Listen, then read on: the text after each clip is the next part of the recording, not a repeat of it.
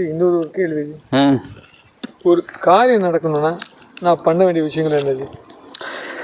ஒரு காரியம் வந்து நீங்கள் நினச்சது நடக்கணும். ஆமாம். அப்போ நீங்கள் பண்ண வேண்டிய விஷயம் என்ன அப்படின்னா, காரியம் நடக்கிற வரைக்கும் யார்ட்டையும் அதை பற்றி சொல்லக்கூடாது. நான் என்ன பண்ணுறோன்னா, நான் என்ன பண்ண போகிறேன் தெரியுமா? என்கிட்ட ஒரு ஐடியா இருக்குது. ஆக்சுவலி இது நான் பண்ண போகிறேன். என் மைண்டில் இதெல்லாம் தோணுது தெரியுமா?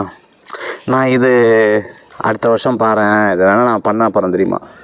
இப்படி எல்லாத்துக்கிட்டேயும் இதை பற்றி பேசுகிறீங்க பார்த்தீங்களா? எல்லாத்துக்கிட்டேயும். இது என்னன்னா, கொஞ்ச நாள் நம்ம வந்து தடுக்க முடியாமல் எல்லாத்தையும் சொல்ல ஆரம்பிச்சிடுவோம். இவர் மனசில் எதுவுமே நிற்காது, இப்படி வேறு நம்ம சொல்லுவோம். இது எல்லாத்துக்கிட்டையும் சொல்லியே பல காரியம் நமக்கு நடக்காமல் போயிடுது. இந்த பல காரியம் நடக்காமல் போது இவர் பேசுவார், சொல்லுவார், ஆனால் எதுவும் செயல்படுத்த மாட்டார்.